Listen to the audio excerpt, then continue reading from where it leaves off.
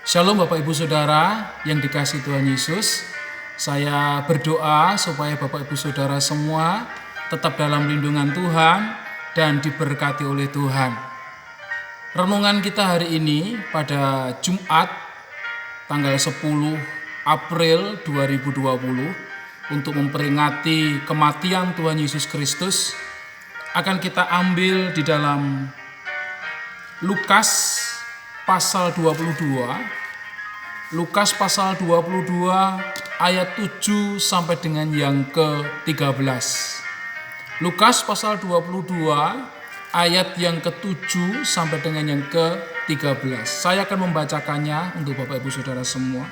Firman Tuhan berbunyi demikian. Maka tibalah hari raya roti tidak beragi, yaitu hari di mana orang harus menyembelih domba Paskah. Lalu Yesus menyuruh Petrus dan Yohanes, katanya, "Pergilah, persiapkanlah perjamuan Paskah bagi kita supaya kita makan." Kata mereka kepadanya, "Di manakah engkau kehendaki kami mempersiapkannya?" Jawabnya, "Apabila kamu masuk ke dalam kota, kamu akan bertemu dengan seorang yang membawa kendi berisi air.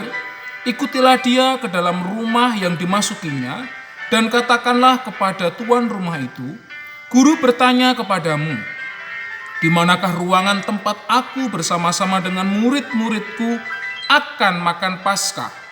Lalu orang itu akan menunjukkan kepadamu sebuah ruangan atas yang besar, yang sudah lengkap. Disitulah kamu harus mempersiapkannya." Maka berangkatlah mereka, dan mereka mendapati semua seperti yang dikatakan Yesus kepada mereka. Lalu mereka mempersiapkan Paskah. Amin, firman Tuhan. Bapak Ibu Saudara yang dikasihi Tuhan, renungan atau pesan gembala hari ini yaitu setialah dalam rancangan Allah. Di dalam Yeremia pasal 29 ayat 11, firman Tuhan berkata, "Sebab aku ini mengetahui rancangan-rancangan apa yang ada padaku mengenai kamu." Demikianlah firman Tuhan, yaitu rancangan damai sejahtera dan bukan rancangan kecelakaan, untuk memberikan kepadamu hari depan yang penuh dengan harapan. Kita sangat bersuka cita dengan firman Tuhan yang disampaikan oleh Nabi Yeremia terkait dengan rancangan Tuhan yang penuh dengan harapan. Rancangan Tuhan yang penuh dengan damai sejahtera, dan bukan sekali-kali rancangan kecelakaan. Namun pada kenyataannya di sekitar kita melihat ada beberapa hal yang kadangkala menurut kita, menurut pandangan kita sedikit bertolak belakang dengan apa yang dimaksud dengan rancangan Tuhan tadi itu. Sehingga kadangkala kehidupan Kristen kita sulit untuk bersyukur kepada Allah. Hal ini seakan-akan membuktikan bahwa firman Tuhan tadi tidak digenapi di dalam diri kita. Saudaraku, itu bukan berarti firman Tuhan tidak digenapi, tetapi untuk melihat rancangan Tuhan, kita harus hidup di dalam Tuhan terlebih dahulu. Karena rancangan Tuhan itu berbeda dengan rancangan kita. Di dalam Yesaya 55 ayat 8-9 firman Tuhan katakan, "Sebab rancanganku bukanlah rancanganmu, dan jalanmu bukanlah jalanku." Demikianlah firman Tuhan. "Seperti tingginya langit dari bumi, demikianlah tingginya jalanku dari jalanmu, dan rancanganku dari rancanganmu." Melalui Nabi Yesaya, Tuhan memberikan sebuah gambaran, memberikan sebuah perumpamaan tentang rancangan kita dan rancangan Tuhan. Diibaratkan seperti tingginya langit dari bumi. Ketika kita berbicara tentang tingginya langit dari bumi, tidak ada satu orang pun yang berhasil mengukur tingginya langit. Karena di atas langit masih ada langit lagi. Dan sampai sekarang belum diketahui dengan pasti berapa tingginya langit itu. Orang hanya mengukurnya dengan ukuran cahaya. Berapa kecepatan cahaya, berapa tahun kecepatan cahaya terkait dengan tingginya langit tadi itu. Ini menggambarkan bahwa rancangan Tuhan tidak terselami dalam kehidupan kita. Sehingga kalau ada rancangan-rancangan yang kadangkala tidak sesuai dengan rancangan kita, hal itu tidak menjadi sebuah pembenaran bila rancangan Tuhan tidak terjadi dalam hidup kita. Dan rancangan Tuhan tidak baik bagi kita. Rancangan Tuhan baik adanya. Tetapi untuk melihat kebaikan daripada rancangan Tuhan, sekali lagi kita harus hidup di dalam Tuhan. Setia dalam rancangan Tuhan akan menuntun setiap orang percaya untuk dapat mengukur tingginya rancangan Tuhan dengan rancangan manusia dalam hidup yang penuh dengan harapan. Sekali lagi, setia dalam rancangan Tuhan akan menuntun setiap orang percaya untuk dapat mengukur tingginya rancangan Tuhan dengan rancangan manusia. Sehingga kita boleh hidup penuh dengan pengharapan. Ketika kita mampu mengukur rancangan Tuhan, maka hidup kita akan diwarnai dengan penuh ucapan syukur. Sekalipun kita harus menghadapi Laut Merah, sementara di belakang ada tentara Mesir yang mengejar seperti Musa. Tetapi dengan hidup di dalam rancangan Tuhan, maka Musa memiliki ketaatan. Dan ketika dia angkat tongkatnya, terbelahlah Laut Merah. Dan orang Israel boleh berjalan keluar dari persoalan hidupnya. Bapak Ibu Saudara yang dikasihi Tuhan, dalam Lukas 22 ayat 7 sampai dengan yang ke-13 terkait dengan persiapan untuk makan Paskah, Tuhan Yesus juga memberikan kepada kita semua sebuah gambaran tersirat tentang jalan keluar untuk kita bisa setia di dalam rancangan Tuhan. Ketika rancangan Tuhan itu sulit untuk dapat dimengerti. Kalau kita membaca dari ayat-ayat tadi, dalam ayat yang ke-7 ada sebab di mana maka tibalah hari raya roti tidak beragi, yaitu di mana orang harus menyembelih domba Paskah. Waktu itu adalah waktu Paskah, dan Tuhan Yesus kemudian memerintahkan Petrus dan Yohanes untuk pergi mempersiapkan segala sesuatunya. Respon daripada Petrus dan Yohanes tertulis di dalam ayat yang ke-9. Mereka berkata kepada Tuhan Yesus, "Di manakah engkau kehendaki kami mempersiapkannya?" Tetapi menariknya adalah Tuhan Yesus tidak langsung menjawab lokasinya ada di mana, di rumahnya siapa, dengan siapa kamu akan bertemu. Tetapi Tuhan malah memberikan sebuah teka-teki kepada Petrus dan Yohanes. Yesus mengatakan dalam ayat yang ke-10, dikatakan bahwa apabila kamu masuk ke dalam kota, tidak disebut kota apa namanya, kamu akan bertemu dengan seorang yang membawa kendi berisi air. Kira-kira di dalam kota itu berapa banyak orang yang akan membawa kendi berisi air? Mungkin bisa 2, mungkin bisa 3, atau mungkin bisa 10, bahkan mungkin bisa 100. Tetapi ketika Tuhan katakan demikian, yang dilakukan para murid adalah taat mengikuti petunjuk-petunjuk gurunya. Kemudian firman Tuhan katakan, ikutilah dia ke dalam rumah yang dimasukinya. Ayat 11, dan katakanlah kepada tuan rumah itu, guru bertanya kepadamu, di manakah ruangan tempat aku bersama-sama dengan murid-muridku akan makan Paskah? Lalu orang itu akan menunjukkan kepadamu sebuah ruang atas yang besar yang sudah lengkap. Disitulah kamu harus mempersiapkannya. Bapak Ibu Saudara yang dikasihi Tuhan, Tuhan Yesus adalah Tuhan yang menjelma menjadi manusia. Dia memiliki kuasa. Tetapi dalam hal ini Tuhan melibatkan Petrus dan Yohanes untuk mencari tempat. Bahkan dia melibatkan orang lain, si pemilik tempat. Tuhan tidak mengatakan siapa namanya. Dalam ayat yang lain dikatakan, pergilah ke Anu. Apakah Anu ini namanya atau bukan, kita masih belum mengetahui secara pasti. Tetapi menariknya, yang dilakukan para murid, dia taat mengikuti perintah gurunya. Sehingga endingnya dalam ayat yang ke-13, maka berangkatlah mereka dan mereka mendapati semua seperti yang dikatakan Yesus kepada mereka. Lalu mereka mempersiapkan Paskah. Tidak mudah untuk mentaati sebuah perintah yang sulit untuk kita mengerti. Seperti halnya dengan tidak mudah, kadangkala kita harus setia dalam rancangan Tuhan. Ketika rancangan Tuhan itu sulit kita mengerti. Kebaikan Tuhan kadangkala sulit untuk kita mengerti. Namun dari ayat-ayat yang sudah kita baca tadi itu, kita melihat bagaimana kita bisa menyelami setiap rancangan Tuhan dalam kehidupan kita. Sehingga kita bisa mengerti setiap rancangan Tuhan itu adalah rancangan yang baik buat kita. Setiap rancangan Tuhan bukanlah rancangan kecelakaan, tetapi rancangan yang selalu mendatangkan damai sejahtera dan hari depan yang penuh dengan harapan. Sekalipun kita harus melalui hal-hal yang sulit, tetapi tidak membuat kita terhimpit.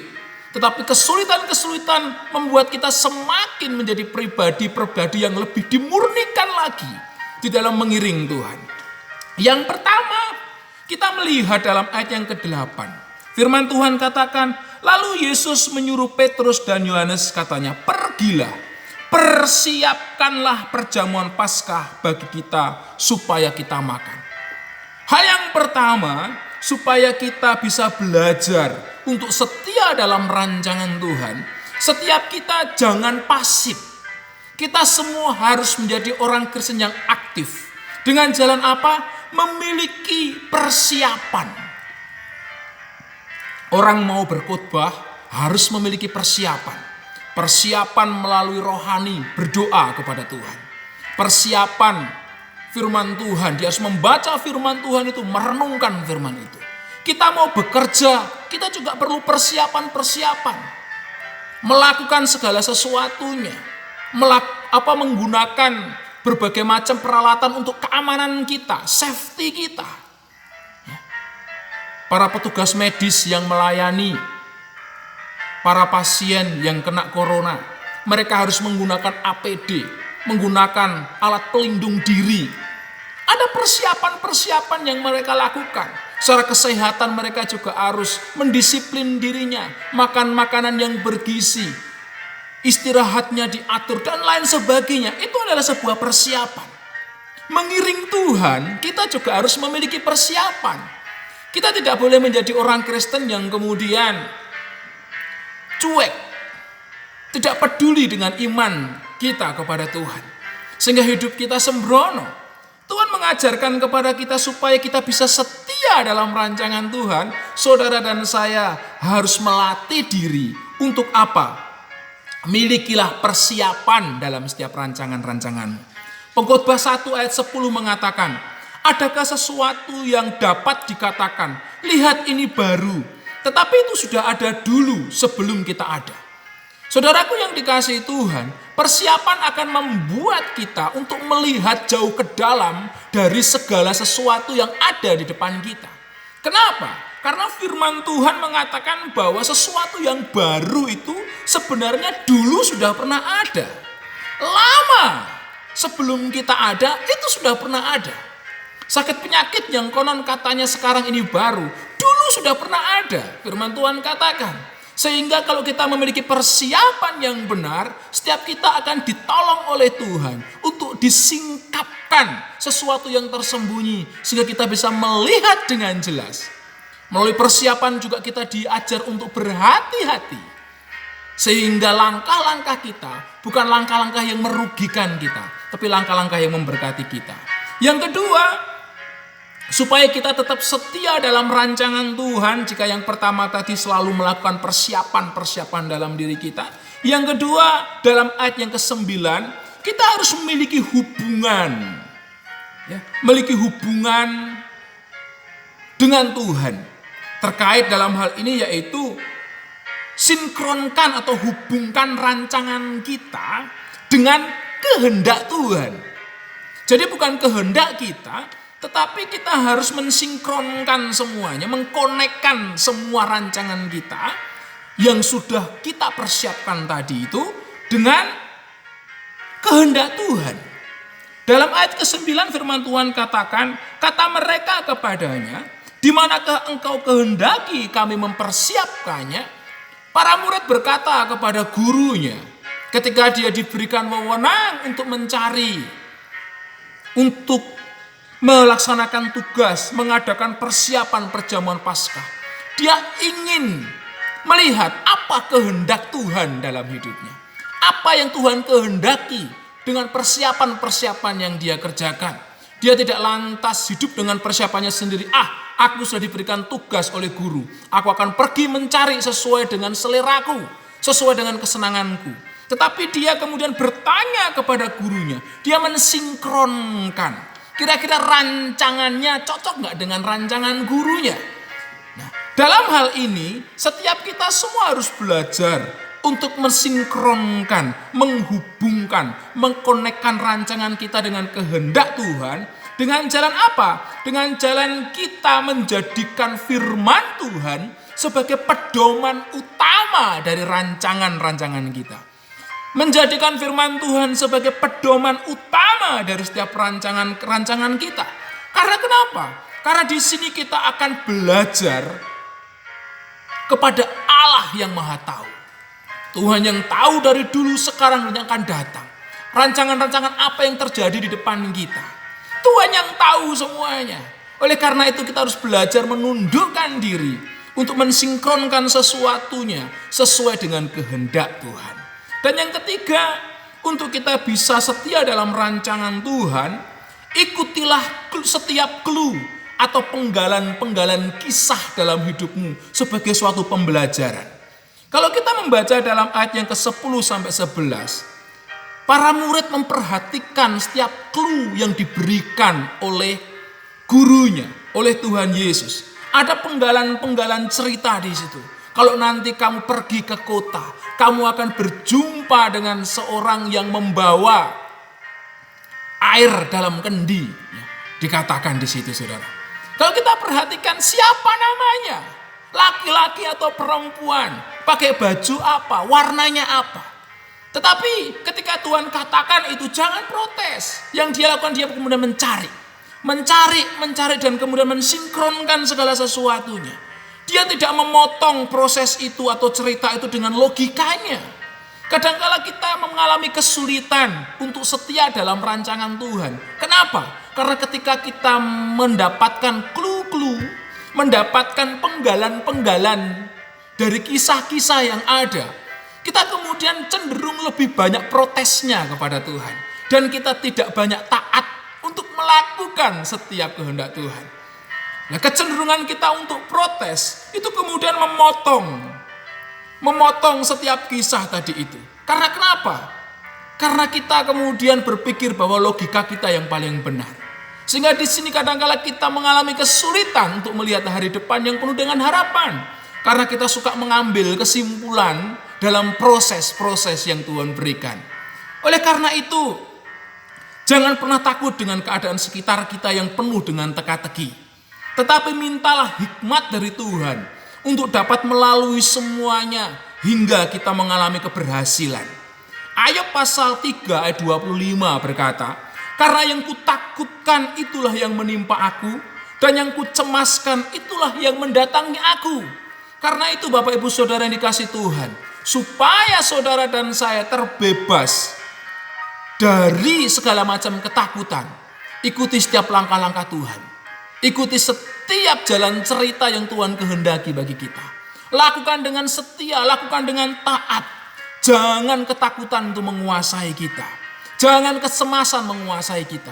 Karena apa yang kau takutkan, apa yang kau cemaskan, itulah yang akan mendatangi engkau, mendatangi kita. Karena itu jangan cemas, jangan takut, tapi bersandarlah kepada Tuhan. Dan yang terakhir, supaya kita boleh setia dalam rancangan Tuhan, ayat yang ke-12 firman Tuhan katakan, lalu orang itu akan menunjukkan kepadamu sebuah ruangan atas yang besar, yang sudah lengkap. Disitulah kamu harus mempersiapkannya. Maka berangkatlah mereka, dan mereka mendapati semua seperti yang dikatakan Yesus kepada mereka. Lalu mereka mempersiapkan Paskah. Dari ayat 12 ini kita melihat, nikmatilah setiap proses yang ada dengan sukacita. Jangan banyak tanya, apalagi banyak protes kepada Tuhan. Karena di sini kita belajar tentang Allah yang Maha Kuasa, yang mengadakan segalanya. Tetapi Dia menjadikan kita bagian dari rencananya. Dia menjadikan saudara dan saya partnernya. Itu adalah anugerah yang luar biasa. Ya, anugerah yang luar biasa yang perlu kita syukuri, bukan kita kemudian meratapinya. Kita perlu bersyukur kita menjadi milik Tuhan. Kita bersyukur kita menjadi anak-anak Tuhan. Karena itu saudaraku yang dikasihi Tuhan, setia dalam rancangan Tuhan. Milikilah persiapan dalam setiap rancangan kita. Sinkronkan setiap rancangan kita dengan kehendak Tuhan, sesuai dengan firman Tuhan. Ikuti setiap clue yang ada, yang Tuhan izinkan terjadi bagi kita. Dan nikmatilah proses yang ada dengan sukacita. Tuhan Yesus memberkati kita sekalian. Kita tundukkan kepala, kita bersatu dalam doa. Terima kasih nasihat firman-Mu Tuhan. Kami boleh belajar tentang bagaimana kami boleh setia dalam rancangan Allah. Kami tahu rancangan-Mu adalah rancangan yang penuh dengan damai sejahtera. Rancangan-Mu adalah rancangan yang hari depan penuh dengan harapan. Rancangan-Mu bukanlah rancangan kecelakaan kepada kami. Kami mempercaya itu Tuhan. Mampukan kami ketika kami tidak mampu melihat rancangan-Mu. Mampukan kami supaya kami boleh melihat rancangan Tuhan yang hebat, yang dahsyat bagi setiap kami. Melalui setiap suka duka, melalui setiap persoalan-persoalan hidup kami. Kami rindu rancangan Tuhan terjadi bagi kami, yaitu rancangan yang penuh dengan harapan. Ajar dan mampukan kami untuk memiliki suatu hubungan yang erat dengan Tuhan. Dengan kami memiliki persiapan yang senantiasa kami sinkronkan, kami konekkan dengan kehendak Tuhan melalui firman-Mu. Mampukan kami untuk mengikuti setiap kisah yang Tuhan izinkan terjadi di dalam kehidupan kami. Dan munculkan kami sebagai pemenang, karena kami akan belajar untuk menikmati setiap proses yang Tuhan izinkan terjadi itu dengan sukacita. Berkati umat-Mu dengan setiap persoalan mereka. Berkati umat-Mu dengan kasih karunia daripadamu. Biarlah bimbingan, penyertaan, perlindungan daripadamu nyata atas umat-Mu. Yang sakit Tuhan sembuhkan, yang lemah Tuhan kuatkan, yang berduka Tuhan hiburkan. Di dalam nama Tuhan Yesus Kristus kami sudah berdoa. Untuk umat-Mu semua, untuk bangsa kami. Demi nama-Mu kami sudah berdoa. Haleluya. Amin. Selamat Paskah, Bapak Ibu Saudara yang dikasihi Tuhan. Tuhan Yesus memberkati kita semua. Shalom.